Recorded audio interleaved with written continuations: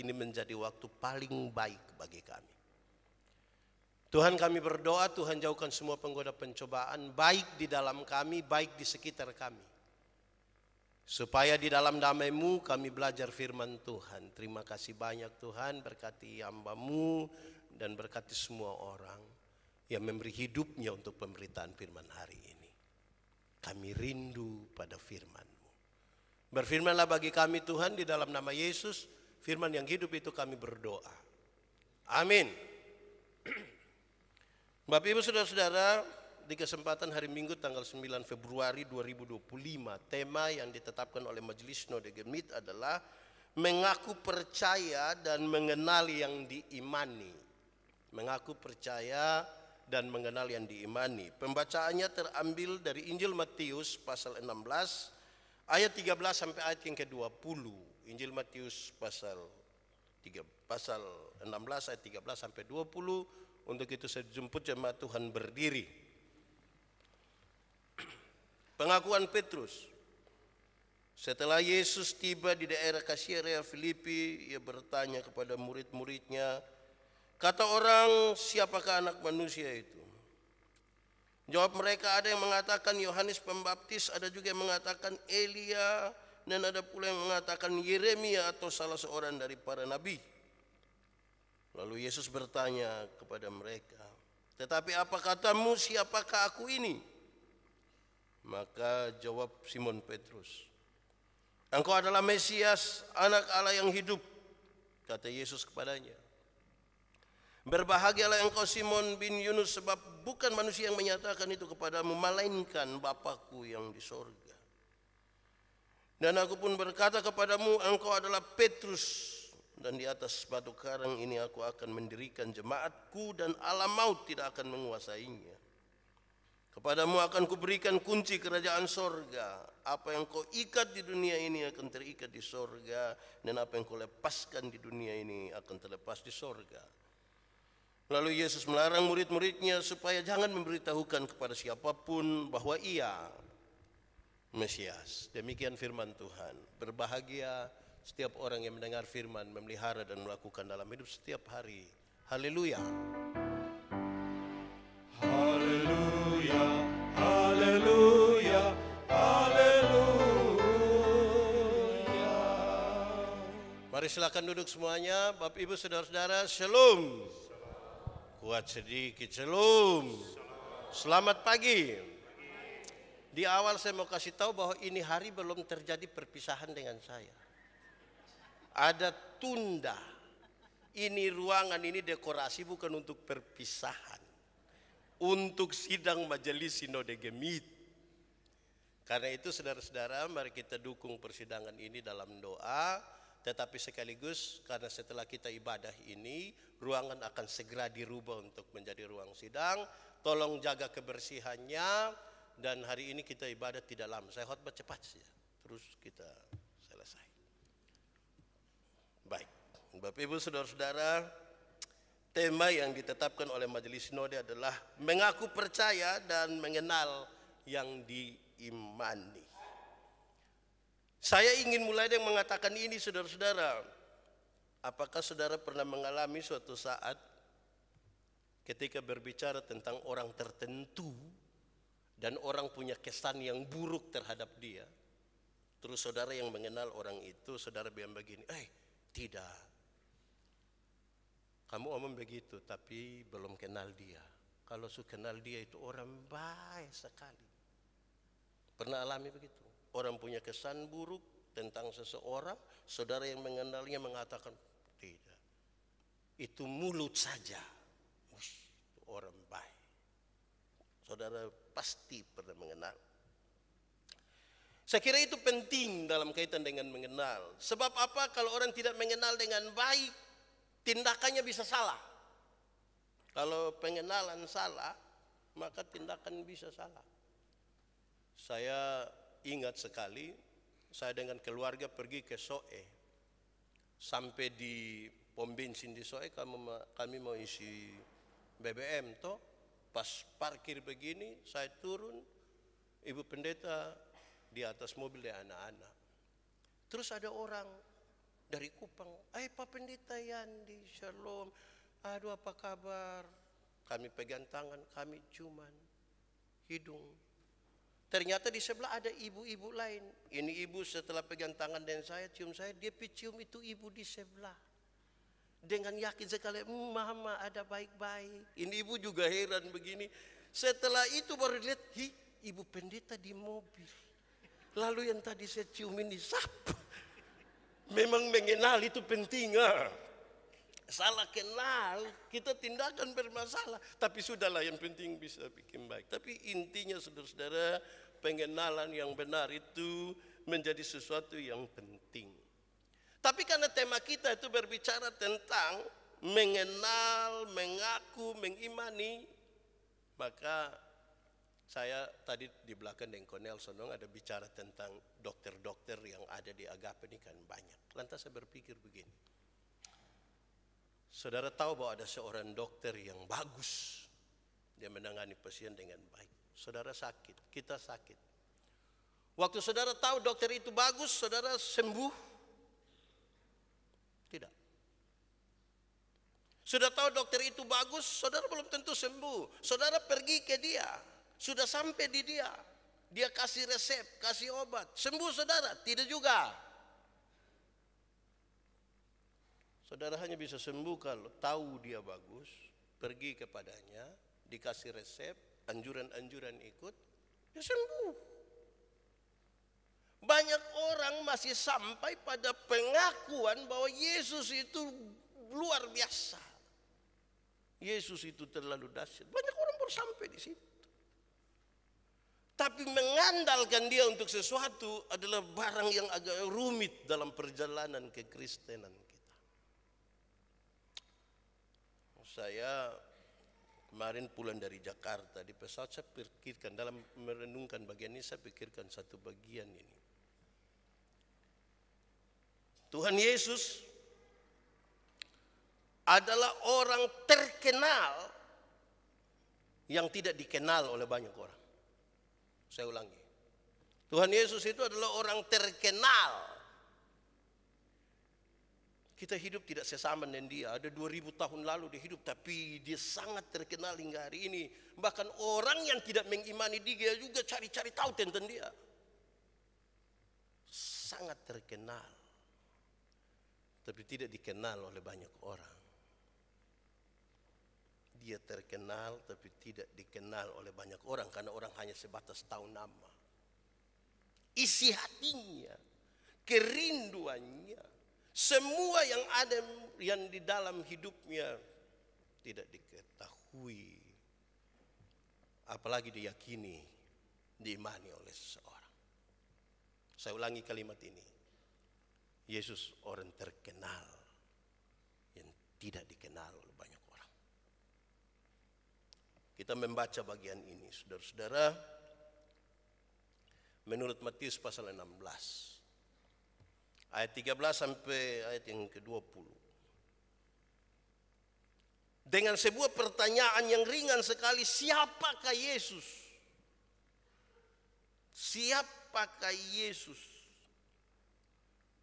Saya coba mengelompokkan jawaban ini tentang Yesus menurut kelompok-kelompok ini. Pertama, saya sebut pertama sebagai kelompoknya Herodes. Kelompok Herodes. Kalau kita baca di Injil Lukas pasal 9 ayat 7 sampai 9.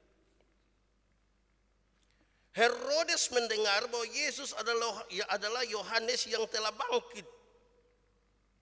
Elia yang telah muncul kembali. Atau nabi-nabi terdahulu. Herodes sangat penasaran dengan Yesus. Herodes rindu bertemu dengan Yesus. Dia bertemu untuk apa? Untuk mengkonfirmasi, karena kalau itu disebut Yohanes Pembaptis, kan Yohanes Pembaptis sudah dibunuh. Lalu ini siapa lagi yang muncul? Saya menggarisbawahi kata mengkonfirmasi. Banyak orang penasaran sekali dengan Tuhan Yesus. Dan ingin mengkonfirmasi lewat banyak sekali catatan sejarah dan bukti-bukti tentang itu. Tapi mohon maaf saudara, saya bilang kepada saudara hari ini, mereka masihlah ada di dalam kelompok Herodes.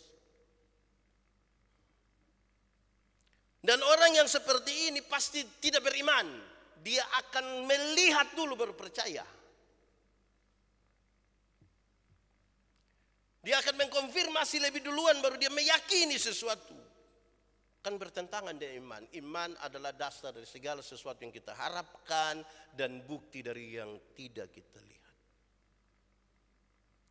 Coba renungkan baik-baik dalam hidup kita saudara-saudara. Apakah kita orang-orang yang termasuk di dalam kelompok ini yang penasaran betul dengan banyak hal. Sekedar tentang Yesus sejarah. Dan bukan Yesus Tuhan dan Juru Selamat atas hidup. Pak Pendeta, Tuhan Yesus itu yang umur 12 tahun ke atas sampai 30 itu di mana? Saya tidak mengatakan bahwa informasi itu tidak penting. Penting sekali, tapi ada hal lain yang lebih penting dari sekedar kita punya rasa penasaran tentang dia.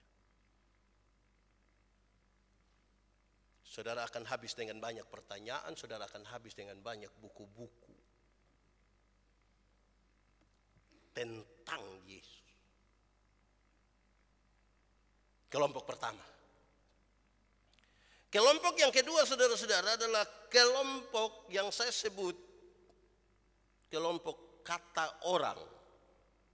Tuhan Yesus bertanya, apa yang orang-orang katakan tentang saya? Dan murid-murid menjawab, masih sama seperti yang Herodes bilang. Orang-orang mengatakan bahwa engkaulah Yohanes yang telah bangkit, Elia yang muncul kembali, dan nabi-nabi terdahulu yang telah bangkit. Masih menurut apa kata orang, tidak ada perubahan. Saya mencatat dengan baik di sini, belum ada arti yang lebih dari sekedar mendengar, berpikir dan berbicara tentang apa kata orang tentang Yesus. Tuhan Yesus tahu bahwa ini sesuatu yang bermasalah bagi murid-muridnya, dan sekarang dia mengerucut pada pertanyaan yang penting. Tapi menurut kamu siapakah aku? Itu kan orang-orang bilang. Yang kamu dengar, yang kamu baca itu kan yang orang-orang bilang.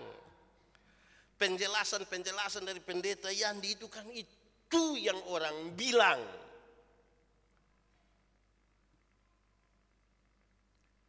Masih ada orang hidup dalam apa kata orang tentang iman. Memang pengaruh tentang kata orang yang terlalu besar. Kita ini mau gunting rambut, tergantung apa yang orang bilang. Ini nanti orang bilang apa ya? Warna rambut, ini nanti orang-orang bilang apa. Ada orang yang tidak bisa bikin pesta, tapi nanti kan perasaan orang-orang yang sudah bikin pesta, dia juga bikin pesta. Datang, besok pagi petugas koperasi datang, dia pusing. Nah, ini kata orang. Jadi ya kita berhenti sudah dengan apa kata orang toh. Karena apa? Tidak harus semua yang kita buat itu harus menunggu apa nanti kata orang tentang kita toh. Tidak harus. Jangan sibuk dengan kata orang. Nah, kelompok yang ketiga ini saudara-saudara. Saya sudah janji saya khotbah cepat-cepat. Ini tidak lama saudara. Saudara tenang saja. Yang ketiga, kelompok orang percaya. Dan saya kira ini yang paling ideal untuk mengarahkan kita, untuk merenungkan kita masuk dalam kelompok ini atau tidak. Kelompok orang percaya ketika Yesus mengatakan, lalu apa katamu tentang aku? Petrus mengatakan begini, engkau adalah Mesias, Anak Allah yang hidup. Engkau Mesias, Anak Allah yang hidup. Itu pengakuan yang betul-betul muncul pertama. Petrus adalah orang pertama yang mengatakan, engkaulah Mesias. Dalam pengalaman perjumpaannya dengan Yesus. Sudah tidak lagi menurut apa yang Herodes katakan, seorang pejabat. Atau dalam konteks ini, bahkan saya ingin mengatakan dan mengganggu saudara bahwa dia tidak lagi mengatakan apa kata Bapak gereja tentang Yesus. Tetapi dia mengatakan Yesus menurut pengalaman perjumpaan pribadinya dengan Yesus. Pengalaman itu yang begitu kuat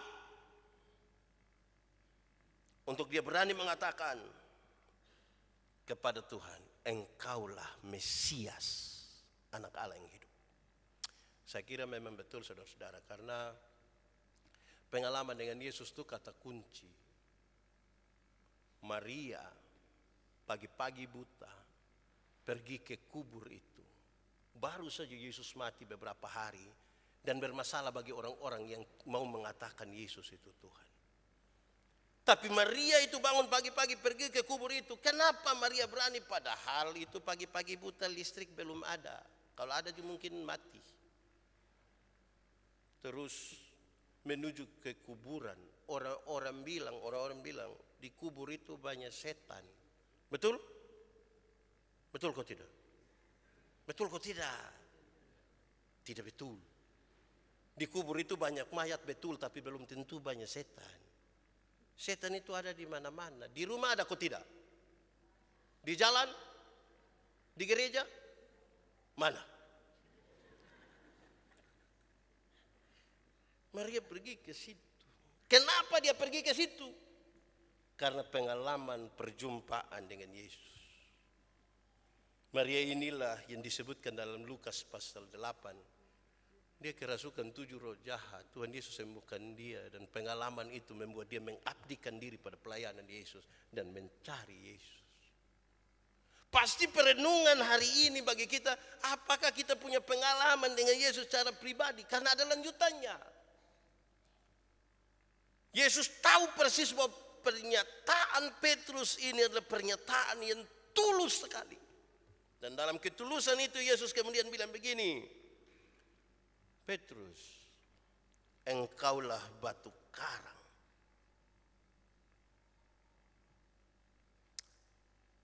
Saudara-saudara, di atas batu karang ini akan kudirikan jemaatku. Mari kita masuk sedikit pada pernyataan ini. Saudara-saudara, gereja Tuhan, persekutuan orang percaya, adalah persekutuan yang dibangun di atas pengakuan percaya bahwa Yesus Tuhan.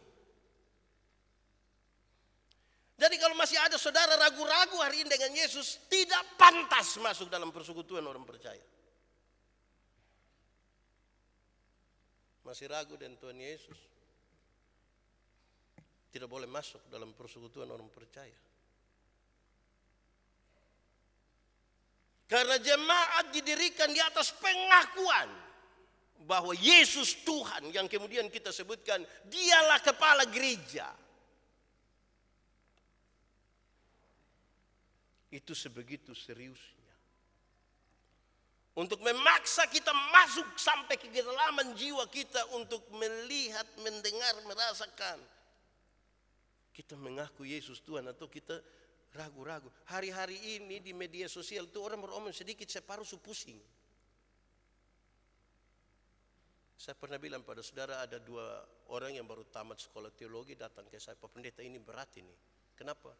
Beredar buku tentang 12 jam terakhir bersama sang guru. Oh itu orang bilang Yesus tidak mati itu. Yesus diganti oleh tokoh yang lain. Yesus turun dan pergi dengan Maria Magdalena dan melahirkan keturunan Prancis.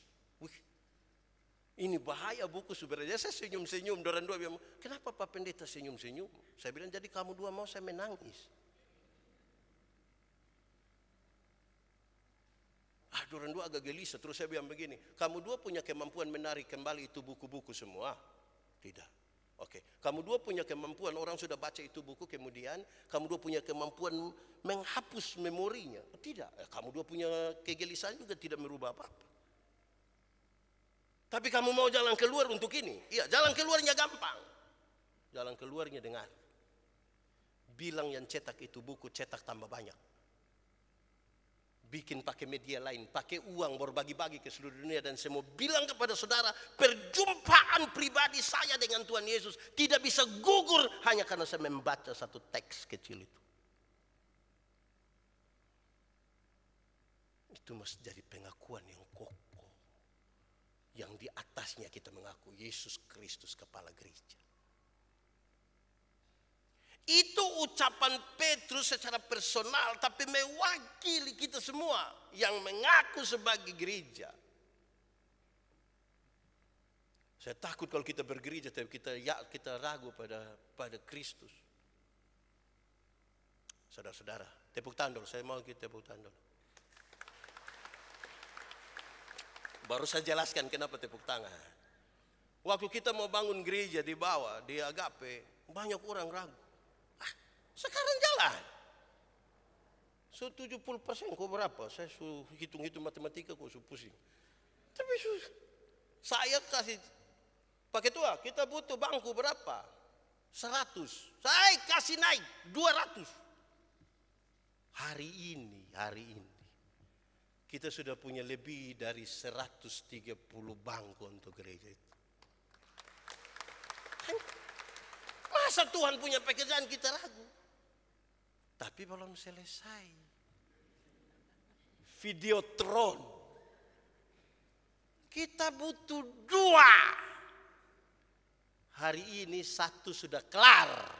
Tepuk tangan. Ada yang kasih 100 juta. Kok berapa kok? 100 juta. Satu kan butuh 135 juta. Kita 1 sudah. Tinggal 1. Saudara tidak lihat saya pemuka bengkok-bengkok dan lurus di sini. Makanya ini hari dia mati saja dong. Ini bukan kita punya. Ini majelis Node punya. Beriman sedikit. Kita ini kekar mana kok? Tiap hari ketemu orang bermasalah sedikit. Hidup terlalu susah nak mati. Dan Tuhan itu semangat sedikit.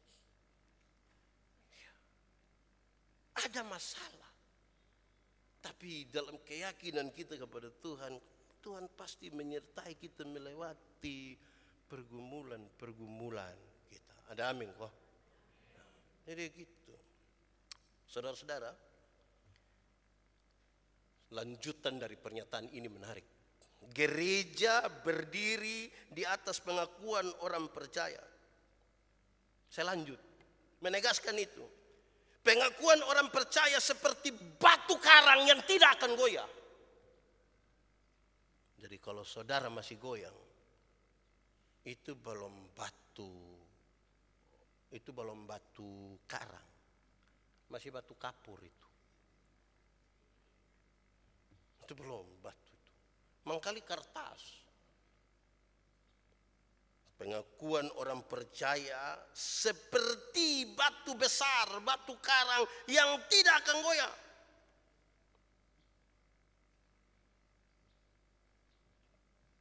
Saya lanjut lagi.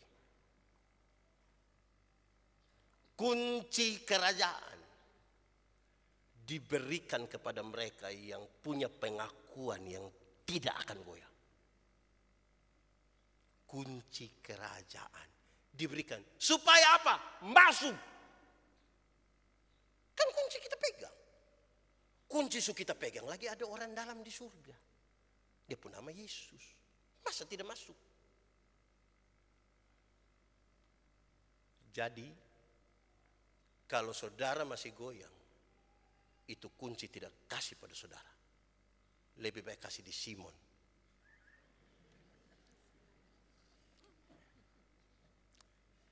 Pengakuan kita itu batu karang. Ini baru masalah sedikit waktu Sugoya lai tidak datang gereja lai, makin menjauh dari Tuhan lai.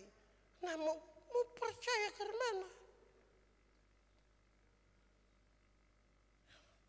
boleh begitu. Mesti percaya apapun terjadi. Pak Pendeta, bagaimana kalau saya salah percaya? Tugas kita percaya. Penilaiannya nanti dari Tuhan. Tugas kita percaya. Saya mengimani itu. Saudara-saudara, lanjutan kalimat ini. Dan karena itu, ada keselamatan di dalamnya. Ada keselamatan. Pengakuan gereja berdiri atas pengakuan orang percaya. Pengakuan itu seperti batu karang. Kunci kerajaan diberikan dan keselamatan itu ada bagi kita. Berbahagialah mereka yang mengaku dengan mulutnya bahwa Yesus adalah Tuhan dan seterusnya. Selamat Tuhan. Saudara-saudara, pernyataan dari Petrus ini menarik. Dialah Mesias, engkaulah Mesias dari Allah. Saya ingin menegaskan begini. Tuhan Allah yang hidup itu berlawanan dengan agama yang mati. Saya ulangi. Tuhan Allah hidup, amin, bertentangan dengan agama yang mati. Penjelasannya sangat menyangkut dengan tidak sekedar orang beragama. Itu agama menjadi agama yang mati. Karena kita punya Tuhan yang hidup. Tidak sekedar dikungkung dalam sebuah agama yang mati. Tidak dibatasi oleh ruang bait Allah waktu itu. Tidak dibatasi oleh ritual-ritual keagamaan manusia yang sangat terbatas. Tidak terbatas di situ. Allah kita hidup dan besar yang tidak dibatasi. Mestinya kalau hari ini saya tidak khotbah pendek pasti panjang toh. Saya ingin menjelaskan detail betul supaya kita meyakini sesuatu karena berbeda dengan negara-negara lain toh. Negara lain itu kan agama ya siapa mau percaya. Beda dengan kita. Agama masuk dalam struktur berbangsa dan bernegara. Jadi mau jadi polisi mesti ada agama. Mau jadi anggota dewan mesti ada agama. Mau jadi bupati mesti ada agama. Mau jadi dokter mesti ada agama. Semua orang menjadi beragama. Beriman belum tentu. Mau jadi pendeta kan harus agama. Sudah jadi agama lah kita tes mau masuk pendeta dan tanya subsidi. Kita pisor oleh surat sidi. Pasor nanti subaptis. Oh iya. Hampir saya mau bilang 4 kali, tapi tidak boleh gitu. Nah, dia lebih dari sekedar agama yang mati. Yesus ingin menegaskan sebuah pengalaman dengan murid-murid waktu itu bahwa selama ini kan orang menyebut dia dalam tiga sebutan. Sebenarnya sama-sama, ada yang kurang lebih sama tapi saya sebutkan. Orang banyak dan termasuk para murid masih menyebutnya Rabi, guru dan nabi. Tapi hari ini ada sesuatu yang baru dalam perspektif perjumpaan. Mesias, anak Allah yang hidup. Lalu apa sambutan Yesus tentang pernyataan itu? Tuhan Yesus bilang begini. Hanya Bapa yang mampu mengatakan itu. Ya ini bukan kata-katamu sendiri Petrus. Bapa yang menyuruh engkau mengatakan. Orang tidak bisa datang kepada Tuhan dalam keyakinannya sendiri. Tapi karena Tuhan yang menggerakkannya datang. Untuk mengaku engkau Tuhan. Yesus. Pernyataan kedua adalah Yesus melarang mereka jangan kasih tahu kepada orang lain. Kamu sudah tahu toh? Kamu sudah tahu? Jangan kasih tahu orang. Kenapa jangan kasih tahu orang? Satu, nanti akan ada kekacauan. Kalau kasih tahu orang pasti kacau. Kacaunya di mana? Kacanya pasti pertentangan, tapi saya tidak mau pertentangan. Kacanya begini, saudara-saudara. Dalam konstruksi berpikir orang-orang Yahudi, kalau Mesias itu sudah datang, berarti terjadi peperangan untuk Yahudi. Karena dia pahlawan perang.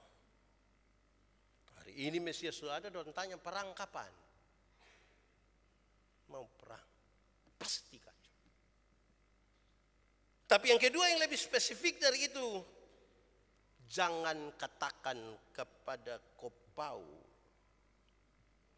biarlah Kopau mengalami sendiri dengan Tuhan Yesus, dan dia mengatakan, yes. Saya sekarang bisa bahasa Inggris, walaupun hanya satu kata, yes.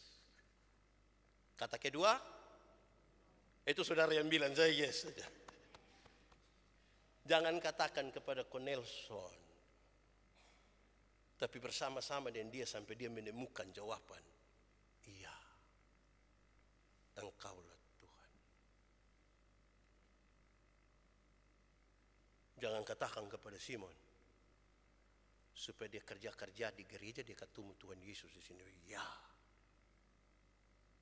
jangan katakan.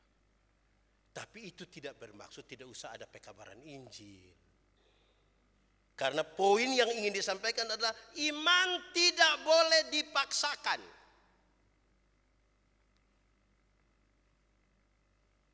Jadi aci-aci dong, tidak usah kasih tahu di anak buah di toko bilang, lu kalau tidak terima Yesus gaji ini bulan tidak ada. Oh, itu tidak bisa. Itu tidak bisa begitu. Itu paksa.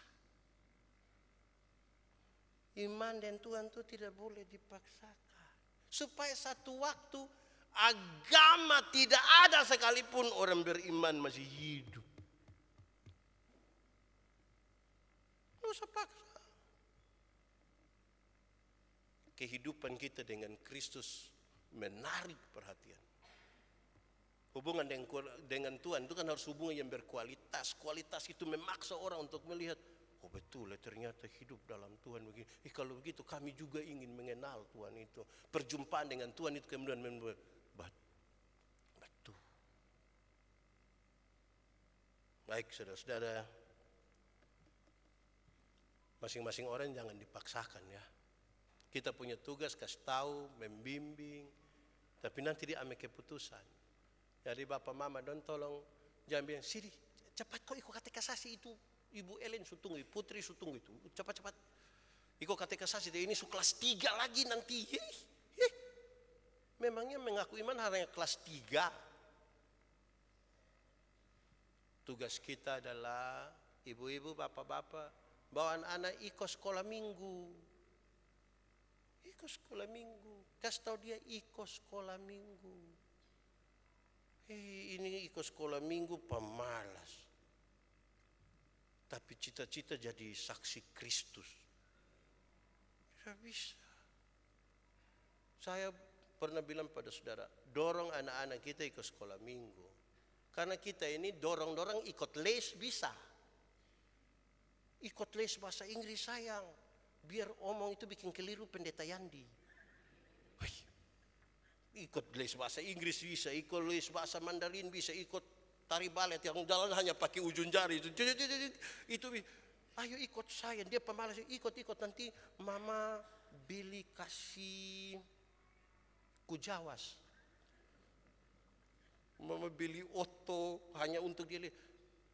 Anak sekolah minggu bilang, jangkas bangun teh, hari minggu dia istirahat, aduh nanti dia istirahat terus, kas bangun dia ikut sekolah minggu. Supaya nanti dia dengar, oh dia ambil keputusan. Ya, Engkaulah Tuhan. Oke, terakhir saya janji cepat. Saudara-saudara, ternyata di kesimpulan saya ingin mengatakan begini. Ternyata satu, berada bersama dengan Yesus tidak memastikan para murid itu mengenali Yesus. Tiap hari sama-sama dengan Yesus ini. Yang jalan piman mana ada yang Yesus ini. Itu pun separuh mesra. Apalagi kita ini yang di rumah saja yang ada bilang, taruh tangan Tuhan baru bilang, berkatilah rumah ini ya Tuhan. Wih, ini tantangan berat. Murid yang tiap hari ada jalan-jalan di Yesus ini. Separuh masih meragukan. Jadi ini kita butuh menembus batas betul-betul untuk mengatakan, ya. Sekaligus ini kritik bagi kita semua, bagi pendeta Yandi, bagi kita semua. Beraktivitas rohani tiap hari, berkhotbah tiap hari, tidak menjamin betul-betul bahwa kita mengenal Yesus yang baik. Dan sampai betul salah kenal Tuhan Yesus. Macam ibu tadi toh.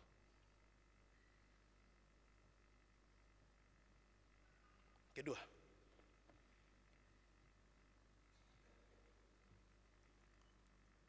Simon Petrus mengatakan, engkau adalah Mesias yang dijanjikan Allah. Apakah ia memahami apa yang dia katakan? Kira-kira itu pertanyaannya begitu. Dia sudah omong, tapi apakah dia bicara dari sebuah pemahaman yang benar? Mestinya iya ya. Tapi pernyataan itu sebagai pintu masuk untuk kita menyatakan sesuatu. Kadang-kadang kita puas di dalam dunia kata-kata. Berulang kali saya bilang pada kita, tidak boleh puas dalam dunia kata-kata, karena banyak manusia termasuk orang-orang Kristen hilang lenyap dalam dunia kata-kata. Padahal daftar makanan tidak mengenyangkan lapar. Siapa yang terlalu lapar dia masuk di warung satu terus dia baca, dia masuk di Mayup warung di situ ada baca bilang nasi ayam, terus dia bilang puji Tuhan saya sudah kenyang. Oh, tidak bisa. Kita ini hilang lenyap dalam dunia kata-kata. Sehingga kalau ada orang mulai pantun sedikit itu kita bilang cakap. Ikan paus, ikan lele. Ya, apa kok? Apa leh? Apa? Oh, pohon kom. Kita hilang lenyap dalam dunia kata-kata.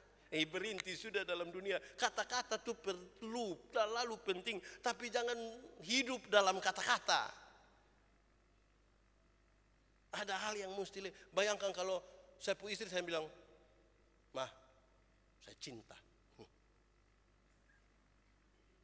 Terus dia bikin status, ternyata bepu suami terlalu cinta. Terus orang bilang, kok papa ada bikin ke mana? Dia bilang, saya cinta. Begitu cinta. Ada mesti lebih dari sekedar kata-kata. Mesti lebih. Terakhir. Dalam itu semua kan butuh relasi toh. Kenal, tahu informasi tanpa relasi adalah sebuah kesia-siaan dalam iman. Berulang-ulang kali saya bilang kepada jemaat, Presiden Republik Indonesia siapa coba? Prabowo. Tahu dari mana? Radio, televisi, koran, baca seluruh biografi Prabowo, bahkan saya yang memilih dia. Berdasarkan pengetahuan itu hari ini kita pergi ke Istana Negara, dia ketemu kita. Pas kita sampai, pas pampres tanya, siapa? Saya Manobe Bab. Dari mana? Dari Kupang. Datang untuk pulang. Karena kita tahu. Tapi coba Prabowo punya anak misalnya. Dia pergi ke situ. Pas pampres berani bilang, pulang berani. Karena relasinya jelas. Ini anak. Bisa dibuktikan. Nah, begitu. Tahu setiap cukup. Saya biasa ditanya oleh banyak orang ini, wih, don't tanya terlalu banyak. Sekarang saya sudah ada satu kalimat, kata kunci yang dong susah untuk tembus. Don't tanya, Pak, saya tanya satu. Minta maaf, saya mau tanya, Anda punya relasi personal dengan Tuhan, pernah punya hubungan pribadi dengan Tuhan? Kalau tidak, saya tidak jawab. Untuk apa saya jawab di orang yang tidak punya pengalaman pribadi dengan Tuhan? Saya jawab kalau Anda punya pengalaman dengan Tuhan. Supaya menegaskan sesuatu. Kalau tidak, mau bagaimana? Mari tunduk kepala di hadapan Tuhan.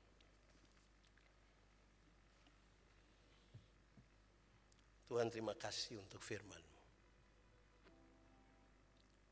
Kami renungkan dalam keterbatasan kami percaya Tuhan dalam kami dalam Tuhan, benih firman ini bertumbuh dan berbuah dalam hidup kami.